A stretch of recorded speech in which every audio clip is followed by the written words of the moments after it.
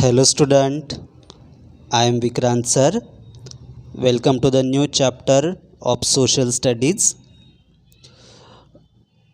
Until now you have studied the lessons globe and maps, locating places, temperate grasslands, transport, natural disaster, communication. So these lessons were of geography. Okay, geography means these lessons were about the earth. Now we are starting the study of Indian history. Okay, हम भारत का इतिहास जानेंगे. Okay कि India में कौन कौन से great leaders हो गए थे. इंडिया के लोग ब्रिटिशों के ख़िलाफ़, अंग्रेज़ों के ख़िलाफ़ इंडिया को इंडिपेंडेंट करने के लिए किस तरह से लड़ाई की उन्होंने, ये अभी हम हिस्ट्री में जानने वाले हैं. So in this video we are going to study your 14th lesson, coming of the British and the revolt of 1857. So how and why did the British come to India, and which was the first battle of Indian people against British. Okay, so you will learn these 2 points in this lesson. So पहले एक ज़रूरी सूचना, अगर आपको ये video clear दिखाई नहीं दे रहा है तो अपने YouTube पर अपने जो ऊपर 3 डॉट्स है ऊपर के राइट कॉर्नर में, वहाँ पर जाकर वहाँ पर क्लिक करके अपने वीडियो की क्वालिटी हाई करें ताकि आपको अच्छे से दिखाई दे और अच्छे से समझ में आए. Okay, so let's start the lesson, coming of the British and the revolt of 1857. Okay, are you ready? Okay, let's start. So there are questions.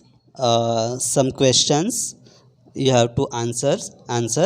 Okay, so first question is, 100 years ago India was, options are a republic, under the control of British.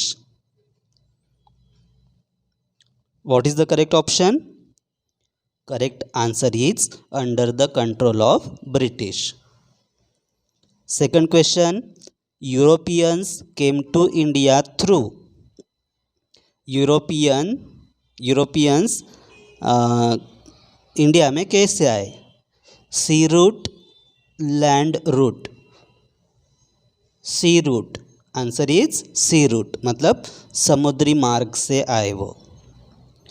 Third question is, to trade with India East India Company was established by the. India के साथ व्यापार करने के लिए east India company की स्थापना कौन सी country ने की, कौन से देश ने की? ब्रिटिश और Chinese? British, answer is British. So you know the answers of these questions now. Now let's start the lesson. Let's start the lesson. I am reading.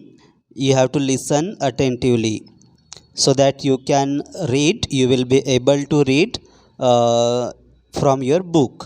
Okay, so listen attentively. In ancient times, India was famous for its spices, cotton textiles, jewelry and pearls. Indian goods were in great demand all over the world, especially in Europe. It had been trading with Rome and Greece for centuries. So what is the meaning of this paragraph? In ancient times. I will tell you in easy Hindi language so that you will know, you will develop interest in listening. Okay, so पुराने ज़माने में India अपने spices, cotton textiles, jewellery और pearls के लिए famous था. Indian goods were in great demand all over the world specially in Europe. India का जो माल था जैसे कि स्पाइसेस, कॉटन, ज्वेलरी, पर्ल्स, ये पूरे वर्ल्ड में फेमस था और स्पेशली कौन से कॉन्टिनेंट में? यूरोप में। It had been trading with Rome and Greece for centuries. India सैकड़ों सालों तक रोम और ग्रीस के साथ व्यापार कर रहा था। Rome and Greece are the names of countries. Okay, now let's next. The Arabs were among the first to come to India for trade. So people of many countries came to India to trade. And who were the first? Arabs. Arabs means जैसे हम India के रहने वाले लोगों को ये Saudi Arabia के लोग वगैरह होंगे। ओके, तो the Arabs were among the first to come to India for trade. बस ये आपको ये बात याद रखनी है, इंडिया में सबसे पहले कौन आए व्यापार करने के लिए? Arabs. Later the Portuguese, the Dutch, the British and the French followed. अरब लोगों के बाद कौन आए? पोर्तुगीज, डच, ब्रिटिश और फ्रेंच लोग इंडिया में व्यापार करने के लिए आए। They fought among themselves to gain control over trade. और वो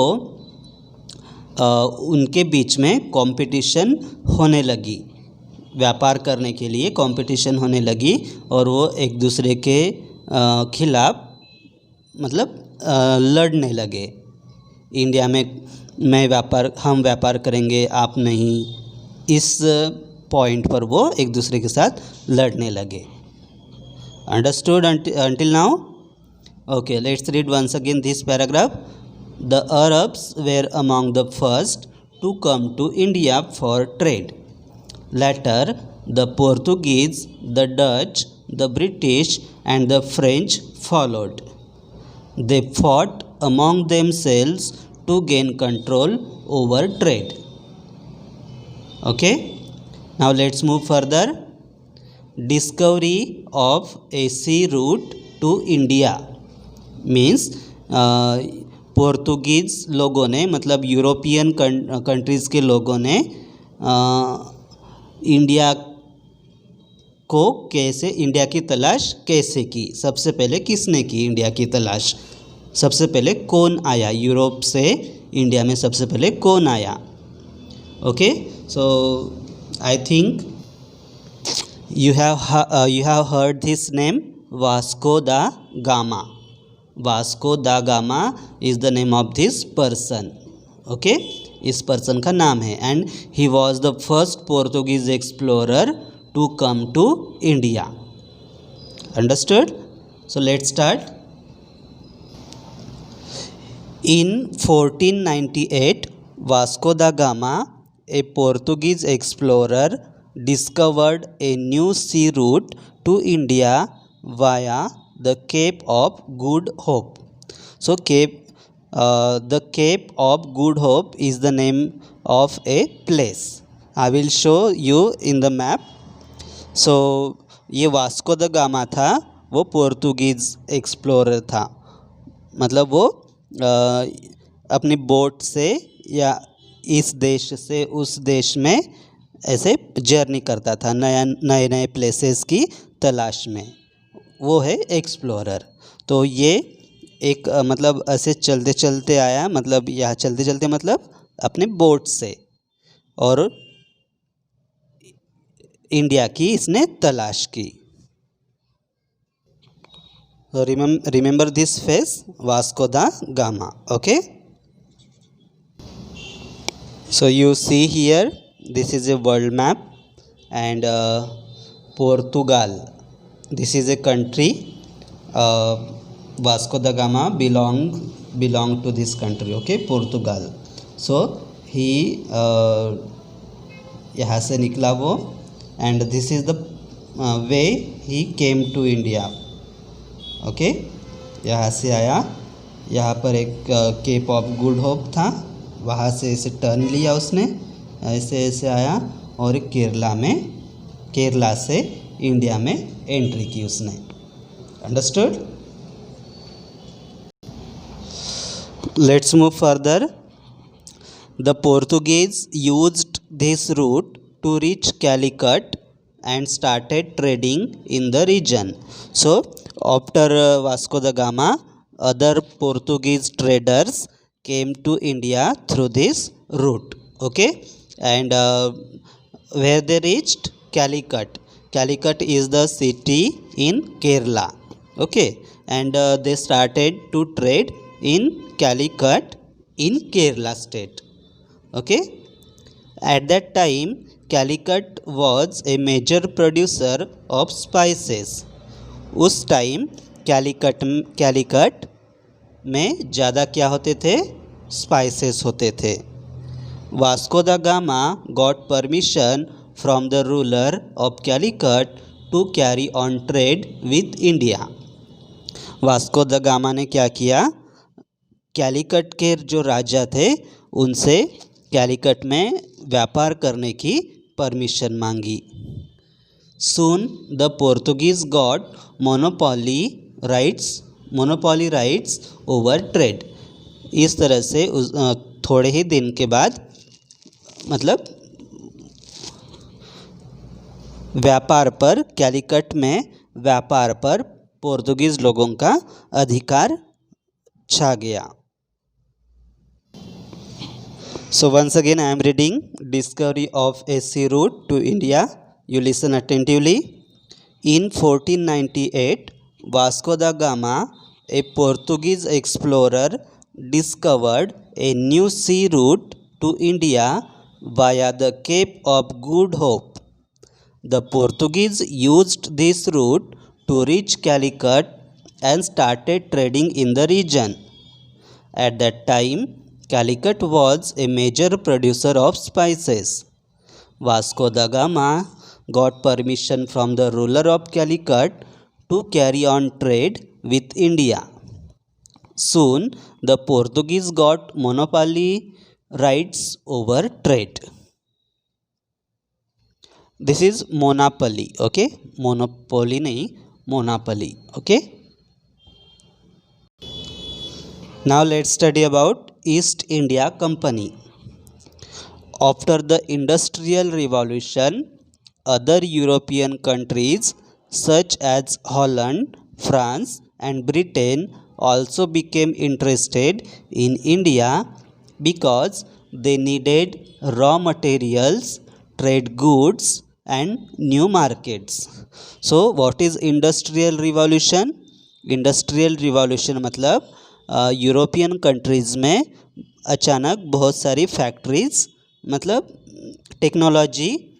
नई टेक्नोलॉजी डेवलप हुई और नई टेक्नोलॉजी से बहुत सारी फैक्ट्रीज़ वहाँ पर तैयार की गई और फैक्ट्रीज़ में एक साथ बहुत सारा माल प्रोड्यूस किया जाता था। तो वो माल बेचने के लिए मतलब वो माल वहाँ के लोगों को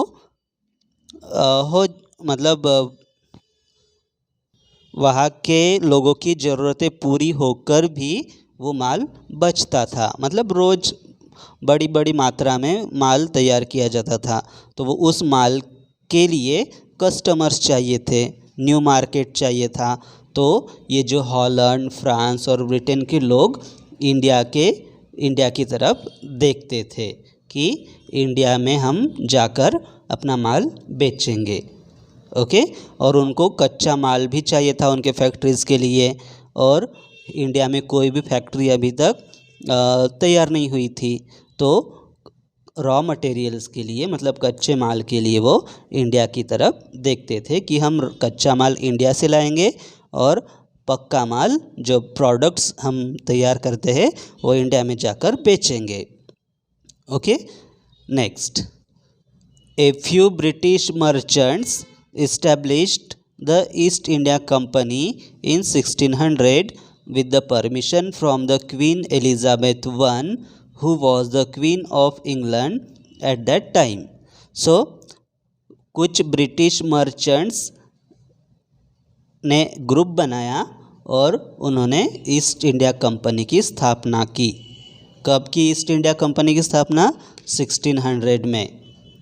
और उन्होंने Queen Elizabeth, first Queen Elizabeth से इंडिया में व्यापार करने की परमिशन मांगी। The company obtained permission from the Mughal emperor Jahangir to trade in India. England से क्वीन एलिजाबेथ से परमिशन मांगी और इंडिया में ट्रेड करने के लिए इंडिया के मुगल एम्परर जहांगीर से भी परमिशन मांगी। Upon obtaining trading rights, the British set up trade centres in Bombay and Madras, now Mumbai and Chennai. So जब उन्हें इंडिया में ट्रेड करने की परमिशन मिली तब उन्होंने क्या किए, अपने मतलब बॉम्बे और मद्रास में अपने बड़े बड़े ट्रेड सेंटर्स मतलब गोडाउन बनाए। बॉम्बे का मतलब मुंबई का पहले क्या नाम था? बॉम्बे, और चेन्नई का Madras. Bombay old name, Mumbai current name, Madras old name, Chennai current name. Okay, will you remember this? Now next, the French too set up a trading company and established centers in Chandranagar in Bengal and Pondicherry. So after British established the East India Company, French also set up their trading company. ब्रिटिशों ने अपनी company बनाई trade करने के लिए। उसके बाद French लोगों को भी लगा कि हमें भी अपनी कंपनी बनानी चाहिए और उन्होंने भी अपनी कंपनी बनाई और अपने ट्रेड सेंटर्स, अपने बड़े बड़े गोडाउन कहाँ पर लगाए? बंगाल के चंद्रनगर में और पौंडीचेरी में। पौंडीचेरी सिटी का नाम है। Okay, so next, the British did not like this.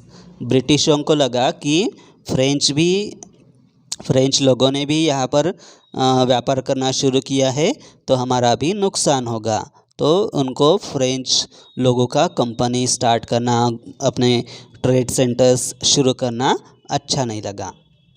They fought with the French and defeated them. उन्होंने फ्रेंच लोगों के साथ लड़ाई की, मतलब लड़े उनके साथ और उन पर विजय हासिल की, उनको हराया। As a result, the French were restricted to trade only in Pondicherry. इस तरह से वो बंगाल में मतलब चंद्रनगर, बंगाल के चंद्रनगर में ब्रिटिशों ने फ्रेंच लोगों को हराया और अभी मतलब चंद्रनगर में सिर्फ ब्रिटिश व्यापार करने लगे और फ्रेंच लोग सिर्फ पौंडीचेरी में करने लगे। Okay, so this is the photo of Queen Elizabeth I, means first Queen Elizabeth. Okay, now let's move further. Now let's study about Battle of Plassey. Plassey is the name of place. इस place पर जो battle हुई थी वो battle of Plassey के नाम से history में फेमस है। Okay, so I am reading, you listen attentively. After the death of Aurangzeb in 1707, the East India Company became more ambitious. जब औरंगज़ेब की मृत्यु हो गई, वो औरंगज़ेब कौन थे? एक मुग़ल एम्परर थे। ओके, जब उनकी मृत्यु हो गई तो ईस्ट इंडिया कंपनी की आशा और बढ़ी, उनकी आशा बढ़ गई कि अभी औरंगज़ेब की तो मृत्यु हो गई, अब उनके राज्य पर हमारा ही कंट्रोल रहेगा, हम फ्रीली ट्रेड कर सकते हैं। The British had their own army to protect their trade. ब्रिटिशों के पास उनकी खुद की आर्मी थी, खुद के सोल्जर्स थे। They wanted to bring Bengal under their control. अब उनके पास खुद की आर्मी थी, आर्मी के पास मतलब सोल्जर्स के पास अपने मॉडर्न वेपन्स थे, तो उनकी आशा बढ़ गई।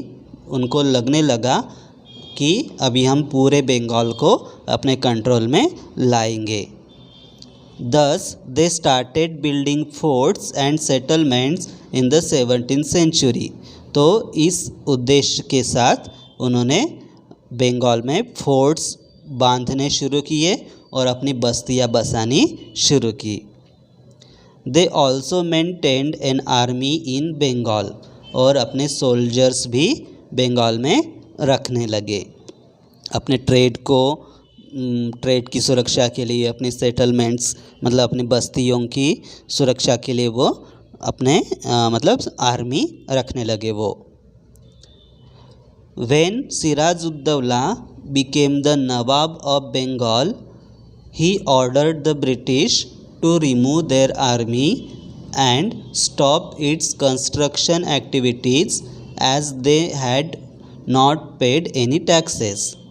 सो औरंगज़ेब की मृत्यु के बाद उन्होंने बंगाल में फोर्ट्स बनाना, अपनी बस्तियां बनाना, अपनी आर्मी रखना शुरू किया। लेकिन जब औरंगज़ेब की मृत्यु हुई और उनके बाद सिराजुद्दौला बंगाल के नवाब बने, तो उन्होंने ब्रिटिशों को ऑर्डर दिया कि आप अपने फोर्ट्स बनाना बंद करें और अपनी जो आर्मी है उनको भी हटाए, क्योंकि आप कोई भी हमें टैक्स नहीं देते।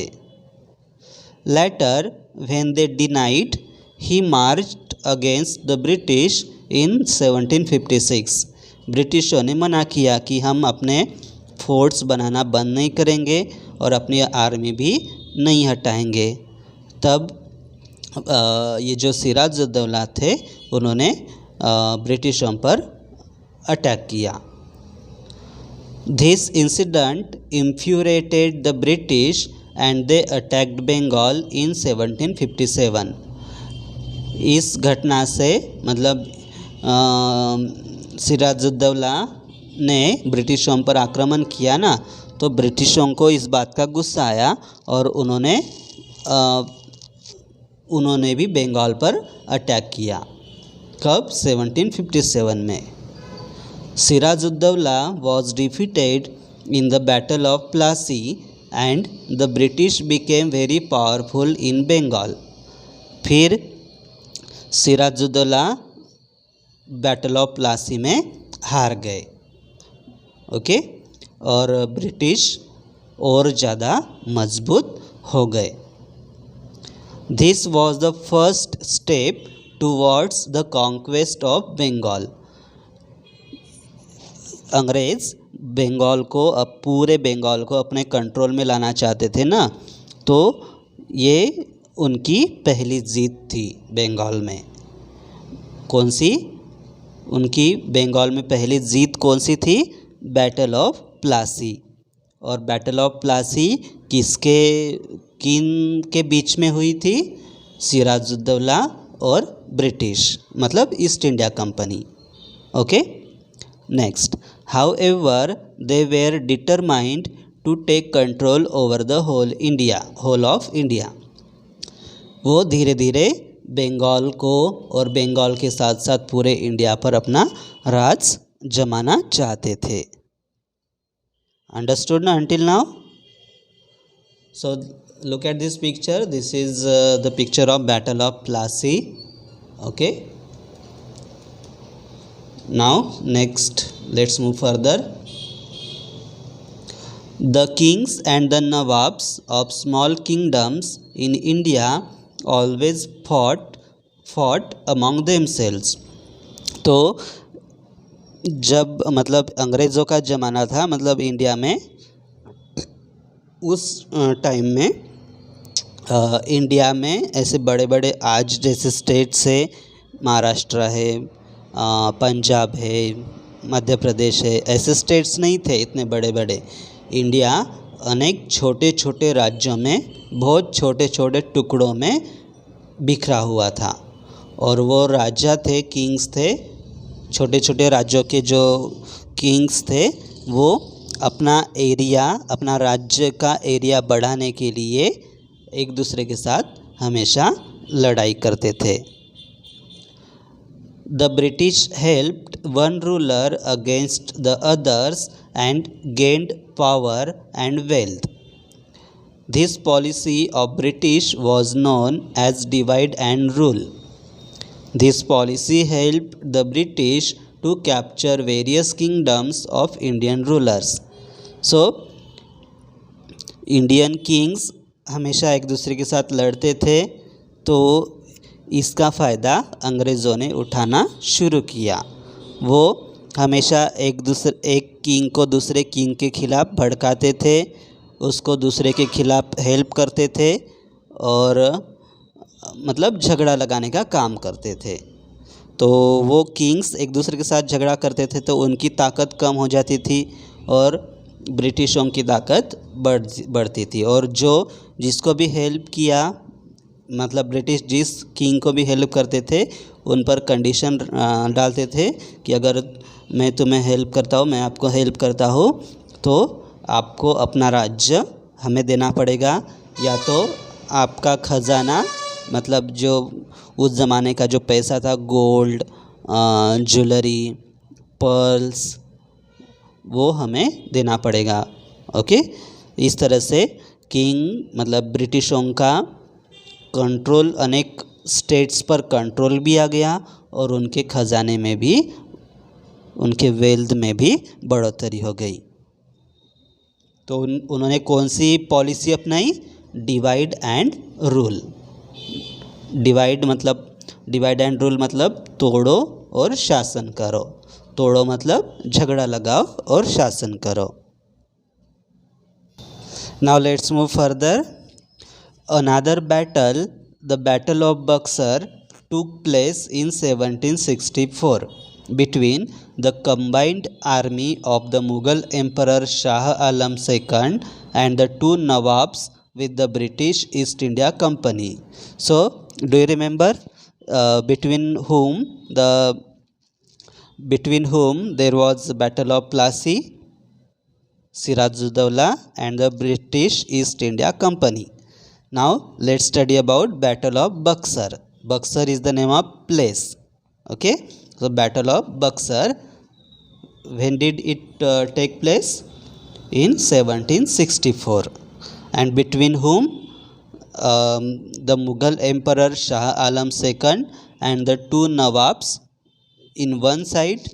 on one side and the British East India Company on another side. Again the British emerged victorious. इस लड़ाई में भी, बैटल ऑफ बक्सर मतलब बक्सर की लड़ाई में भी अंग्रेज़ों की जीत हो गई। Thus the Bengal administration finally came under the British rule and the British East India Company obtained the rights to collect revenue from the state. इस तरह से पूरा बंगाल इंडिया मतलब पूरा बंगाल ईस्ट इंडिया कंपनी के कंट्रोल में आया और मतलब पूरा एडमिनिस्ट्रेशन, पूरा बंगाल का पूरा कारोबार ये ईस्ट इंडिया कंपनी के हाथ में आ गया। मतलब उन्होंने पूरे बंगाल पर राज करना शुरू किया। Next, after their victory in the Battle of Buxar, the British started extending their territories through various policies. Battle of Buxar मतलब बक्सर की लड़ाई के बाद, बक्सर की लड़ाई में जीत के बाद ब्रिटिशों ने अलग अलग पॉलिसीज़ के तहत अपना राज्य बढ़ाना शुरू किया। According to one such policy, the British declared that if a king died without a natural heir, his kingdom would be taken over by the British. This policy was called the Doctrine of Lapse. मतलब बक्सर की लड़ाई के बाद उन्होंने एक कानून बनाया, उस कानून को डॉक्ट्रिन ऑफ लैप्स कहा जाता है। ओके, तो डॉक्ट्रिन ऑफ लैप्स के तहत अगर कोई राज्य का राजा बिना अपने मतलब उसका अगर मर जाता है, उसकी मृत्यु हो जाती है और उसका खुद का बच्चा नहीं होता, खुद का बेटा या बेटी नहीं होती, तो वो राज्य, वो किंगडम ब्रिटिशों के कंट्रोल में आएगा। ऐसा उन्होंने कानून बनाया। Through this policy the British were able to occupy Jhansi, Nagpur and many other kingdoms. और इसी पॉलिसी के तहत उन्होंने झांसी, नागपुर जैसे राज्यों को अपने कंट्रोल में लाया। Next, this is the picture of Lord Richard Wellesley.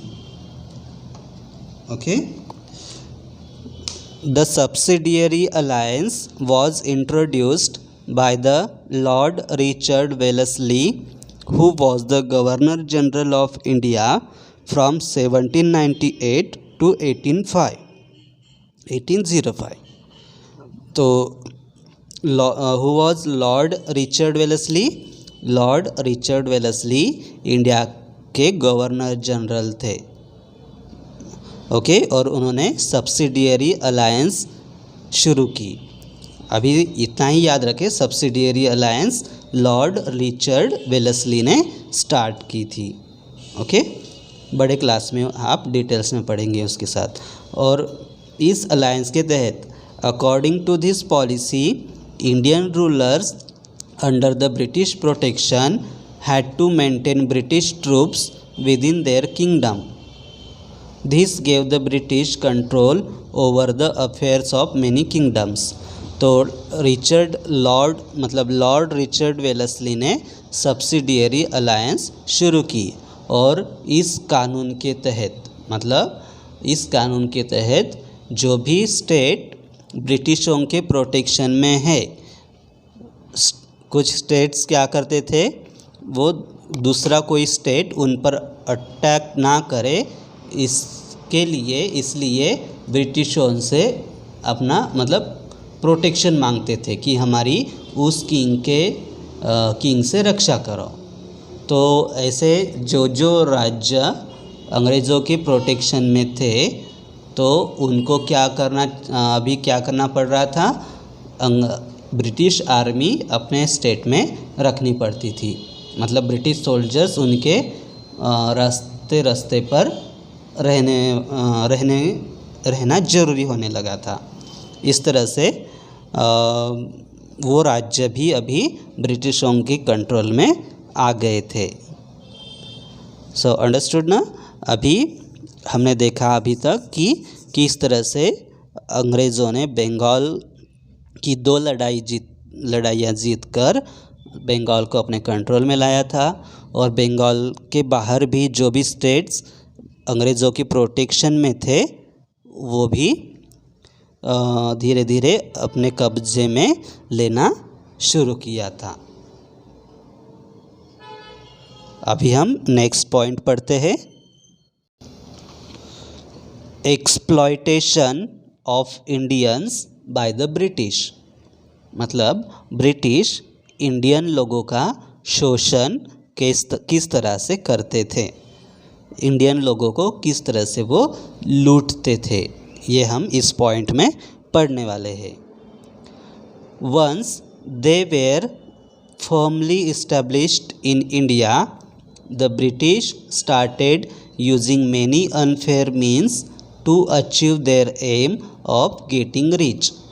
अंग्रेज़ इंडिया में व्यापार करने के लिए आए थे, और व्यापारियों का मेन उद्देश्य कौन सा रहता है, अमीर बनना, ज़्यादा से ज़्यादा पैसे कमाकर अमीर बनना।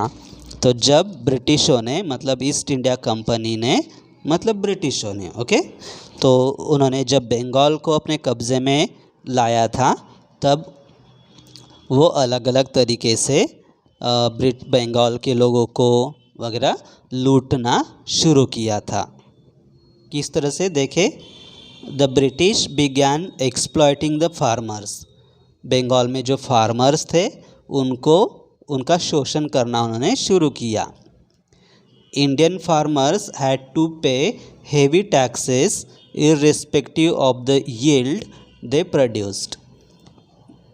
इंडियन फार्मर्स जो बंगाल में फार्मर्स थे उनको मतलब देखो अभी इन ब्रिटिशों ने बंगाल पर अपना पूरा राज जमाया था और जो भी टैक्सेस कलेक्शन का काम था वो अभी ईस्ट इंडिया कंपनी के हाथ में आया था। तो उन्होंने फार्मर्स पर टैक्सेस कंपलसरी किए थे। पहले के राजा जो थे वो क्या करते थे, अगर फार्मर्स की फसल अच्छी नहीं हुई तो उनके टैक्सेस माफ़ कर देते थे। लेकिन ब्रिटिशों ने अभी क्या किया, टैक्सेस भी बढ़ाए और वो ये भी नहीं देखते थे कि फसल अच्छी हुई है या नहीं हुई है। वो ज़बरदस्ती से फार्मर्स से टैक्स वसूल कर देते, अगर नहीं किए तो उनकी खेती अपने कब्जे में लेते थे। इस तरह से उन्होंने फार्मर्स का एक्सप्लॉयटेशन करना शुरू किया। As a result they became very poor, इसलिए इंडियन फार्मर्स थे वो बहुत गरीब होने लगे। Similarly the weavers were forced to sell the cloth they produced at very low prices. जो वेवर्स थे, जो कपड़े बुनने वाले थे, उनसे बहुत सस्ते दामों में वो कपड़े लेते थे। मतलब उनका ही राज था तो वो ज़बरदस्ती से उनसे कपड़े लेते थे और उसका बहुत कम दाम उनको देते थे। The Indian cotton industry was also a victim of British greed. Britain did not grow cotton due to cold climate, but they had big cotton textile mills which required cotton. So, cotton was bought at a low price from the Indian farmers and exported to Britain. In return, cotton cloth was sent back and sold at high prices in India. So, Britain में, मतलब जो ब्रिटिशों की country थी Britain में cold climate होने के कारण कॉटन की फसल नहीं होती थी, लेकिन वहाँ पर कॉटन की बहुत सारी फैक्ट्रीज़ थी, मतलब कपड़े बनाने की बहुत सारी फैक्ट्रीज़ थी। तो उनको उन फैक्ट्रीज़ के लिए कॉटन की ज़रूरत पड़ने लगी। तो ब्रिटिश क्या करने लगे, ईस्ट इंडिया कंपनी क्या करने लगी, इंडियन फार्मर से सस्ते दामों में कॉटन खरीद कर वो ज़्यादा दामों में इंग्लैंड में बेचने लगे। और इंग्लैंड की फैक्ट्रीज़ में जो कपड़े बनते थे वो वहाँ से सस्ते दामों में खरीद कर इंडियन लोगों को महंगे दामों में बेचने लगे। मतलब जो कॉटन की फसल करते थे फार्मर्स, उनको उनके कॉटन का अच्छा दाम नहीं मिल रहा था, लेकिन कपड़े उन्हें महंगे खरीदने पड़ते थे, इसलिए उनका भी शोषण होने लगा था। The British also did not allow Indians to start their own mills or factories. उन्होंने क्या कानून बनाया कि इंडियन लोग अपने कपड़े की फैक्ट्री नहीं शुरू कर सकते, उन्हें इंग्लैंड से आए हुए कपड़े ही खरीदने पड़ेंगे। This exploitation led to dissatisfaction among Indians and a feeling of revolt grew in them. इस तरह से वो अंग्रेज़ जो थे अलग अलग अपने पॉलिसीज़ के तहत हर वर्ग का शोषण करते थे, और इस तरह से मतलब इन्हीं कानूनों की वजह से हर वर्ग के लोगों में अंग्रेज़ों के खिलाफ गुस्सा बढ़ रहा था। Understood? Now let's start the new point, revolt against the British. मतलब इंडिया के लोगों ने सबसे पहला विद्रोह कब किया था, मतलब अंग्रेज़ों के खिलाफ। ओके, हमें ये पता ही है अभी कि पहले से ही इंडिया के सभी मतलब वेवर्स, फार्मर्स, सोल्जर्स, सभी वर्ग के लोगों में अंग्रेज़ों के खिलाफ गुस्सा था। अभी वो गुस्सा बाहर कैसे दिखाई दिया वो हम इस पॉइंट में पढ़ेंगे। इसे क्या बोलते हैं, रिवॉल्ट। रिवॉल्ट मतलब किसी पर अटैक करना, विद्रोह करना कि हम आपकी बात नहीं मानेंगे। People in different parts of India had been protesting against the exploitative policies of the British. The revolt of 1857, according to the historians, is an important landmark in Indian history. So, ये revolt of 1857 है, वो Indian लोगों की सबसे पहली लड़ाई थी। अंग्रेज़ों के खिलाफ सबसे पहली लड़ाई कौन सी थी, 1857 का रिवॉल्ट। रिवॉल्ट मतलब अटैक, आक्रमण, किसी के अगेंस्ट लड़ाई के लिए चल कर जाना। The revolt was started by the Indian soldiers in the British Army. So, who started the revolt of 1857? Soldiers, Indian soldiers in the British Army. Why? The reason for the revolt was the introduction of the Enfield rifle. A rumor spread that the cartridges of the rifles were greased with the fat of cows and pigs. The coverings of these cartridges had to be bitten off before loading into the gun. This meant that the soldiers had to put the cartridge in their mouth. This was against the religious sentiments of both the Hindu and the Muslim soldiers. Indian soldiers refused to use these rifles and a revolt started. So, the revolt of जो revolt of 1857 है वो सबसे पहले start किसने किया था, Indian soldiers ने किया था, जो ब्रिटिश आर्मी में सोल्जर्स थे। क्यों?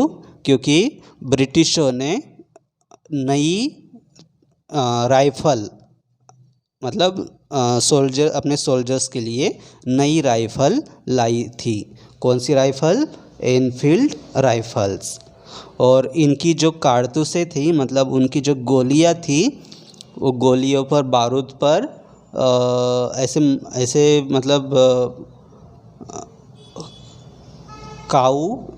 काऊ या गाय और जो पिग थे उनकी चर्बी से वो ग्रीस की थी। जब भी वो बुलेट्स राइफल में जब लोड करनी थी तो वो दांत से पहले थोड़ी तोड़नी पड़ती थी। तो ये जो गाय का मांस और पिग्स का मांस मुंह में डालना, ये हिंदू और मुस्लिम दोनों के लिए भी अमान्य था, मान्य नहीं था, क्योंकि उनके रिलीजन उनको ऐसा करने की परमिशन नहीं देते थे। तो इस पॉइंट पर उन्होंने अंग्रेज़ों के खिलाफ आवाज़ उठाई और उन्होंने कहा कि हम ये राइफल्स यूज़ नहीं करेंगे। Next, the revolt of 1857 which began at Meerut soon spread to northern and central India. So, कौन सी सिटी से 1857 का रिवॉल्ट स्टार्ट हुआ? Meerut. Meerut is the name of city. 1857 का जो रिवॉल्ट था वो मीरत सिटी से स्टार्ट हुआ था और वो धीरे धीरे पूरे नॉर्दर्न और सेंट्रल इंडिया में फैल गया। It was joined by farmers, craftspersons and other sections of the Indian society. जितने भी लोग अंग्रेज़ों से नाराज़ थे, सभी लोगों ने इस आंदोलन में हिस्सा लिया.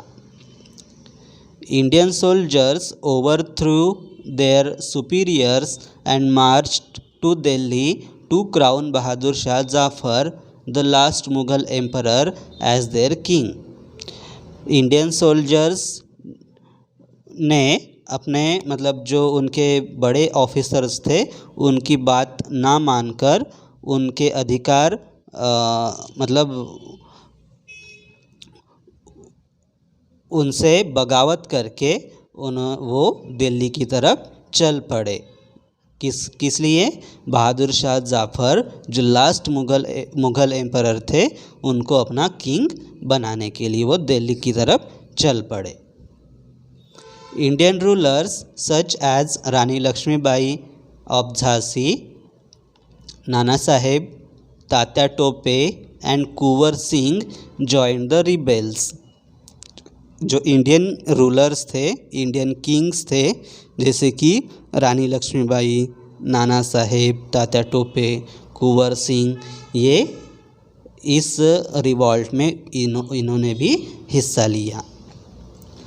रानी Lakshmibai was martyred and Nana Saheb continued the battle. इस लड़ाई में रानी लक्ष्मीबाई की मृत्यु हो गई और आगे की लड़ाई नाना साहेब लड़ते रहे. Next, the revolt continued for 2 years before it was crushed by the British. ये जो आंदोलन था, ये जो रिवॉल्ट था, वो 2 साल तक चला, लेकिन बाद में अंग्रेज़ों ने इसको कुचल दिया. The mutiny failed because it lacked proper leadership and planning. ये जो रिवॉल्ट था, ये जो आंदोलन था, ये जो आक्रमण था अंग्रेज़ों के खिलाफ, इसमें कोई एक लीडर नहीं था. मतलब सभी अपने अपने मन से उस आंदोलन में हिस्सा लिया था, कोई भी एक वहाँ का लीडर नहीं था और वो अच्छी प्लानिंग भी नहीं की थी इस रिवॉल्ट की. इसलिए ये रिवॉल्ट फेल हो गया, अंग्रेज़ों ने कुचल दिया. The British had better trained soldiers and superior weapons. Also some Indian rulers helped the British. तो और रीज़न क्या है इस रिवॉल्ट के फेल होने में? कि ब्रिटिशों के पास अच्छी आर्मी थी, ट्रेंड आर्मी थी और मॉडर्न वेपन्स भी थे, गन, राइफ़ल, बॉम्ब जैसे वेपन्स भी थे. और तो और कुछ इंडियन रूलर्स थे, कुछ इंडियन किंग थे, वो अंग्रेज़ों के साथ मिले हुए थे. मतलब सभी पूरे के पूरे किंग्स, पूरे राज्य के किंग्स इस आंदोलन में शामिल थे क्या? नहीं, कुछ अंग्रेज़ों के साथ भी थे.